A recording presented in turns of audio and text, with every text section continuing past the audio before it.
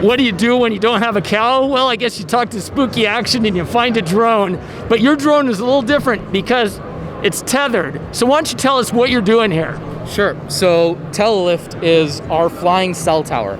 We provide internet connectivity in an instant in the world's most hostile situations. So we're looking at post-disasters, we're looking at military applications where you got to put up a network in the middle of nowhere, we're looking at rural environments where you need to maybe get students online. And we're able to get our connectivity up quicker than anybody else and stay in the air, providing 4G or 5G connectivity for as long as the mission requires.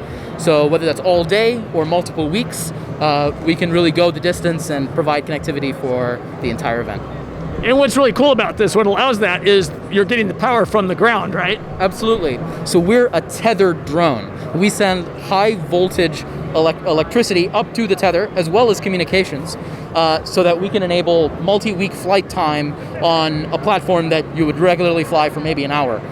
So sometimes we work with other people's drones, and if they need the very best and to lift the biggest telecommunications equipment, we've got perhaps the biggest drone you can legally fly in the country.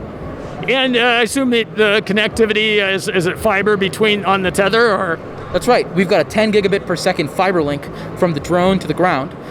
So we can work with a whole host of technologies, whether it's proprietary military technology or public 4G technology, to provide whatever connectivity works best for a situation. And the drone itself, it's how does it play into existing FAA rules? Sure. So we can actually operate under the existing FAA laws for drone use. Now, we're a little bit ahead of the curve.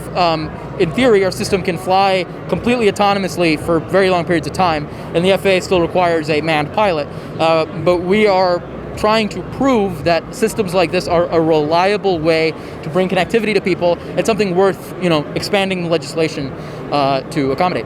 Yeah, I assume that you have some technique to see if there's a wise guy who might cut the cord or something like that. Yeah, we've got backup batteries and fail-safe systems that make this a really, really safe system.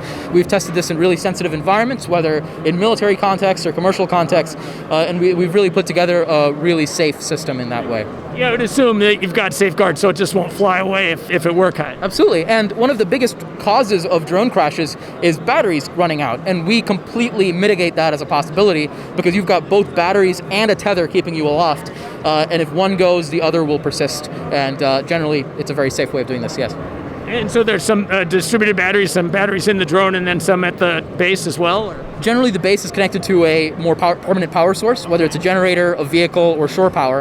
And then we've got onboard batteries on the aircraft that can take over instantly in the case of emergency. And one of the cool things about this is it's made in Minnesota. That's right. We are all made in the United States, all down to our subcontractors. We like supporting our local businesses around Minnesota and providing system that is robust against supply chain disruptions and is safe enough that it can be used in really sensitive environments. And these things are deployed today? Yes, sir. We've deployed with the biggest network operators in the United States, Europe, and around the world, and they've used it in some really critical environments, whether it's event coverage or disaster recovery. And the disasters, you're mentioning how they do it typically versus how you do it. Yeah, so historically how they've done this, the day after a disaster rolls through, say it's a hurricane, it takes a couple of days for cellular on wheels systems and traditional infrastructure to get out there. So what a lot of folks have been doing is having Cessnas carry the same equipment we can, and they fly to 200 feet, circle for 4 hours, land, refuel, go up, and they do that for days until the cavalry rolls in. We replace the Cessna. We can lift the same sort of equipment and reestablish connectivity on the same day.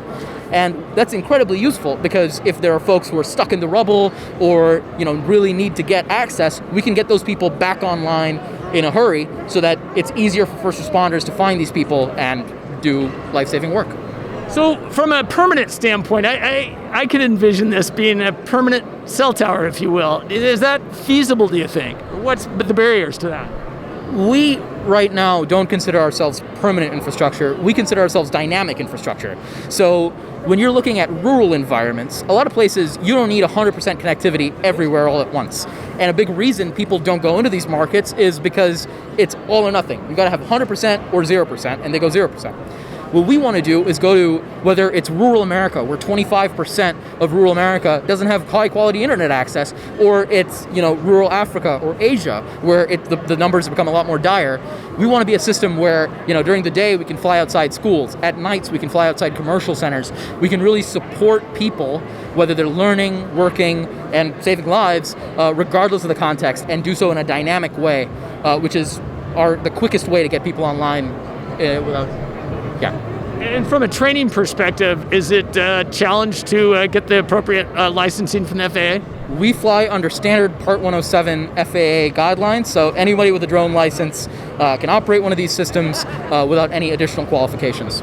And one last question, Spooky Action, where in the heck did that name come from? My first job out of high school was working at NASA Goddard, and one of the labs around us was exploring quantum physics. I heard the term spooky action as this unexplained principle of quantum mechanics. And I thought if I ever started a rock band or a company, I would name it that, and the company came first.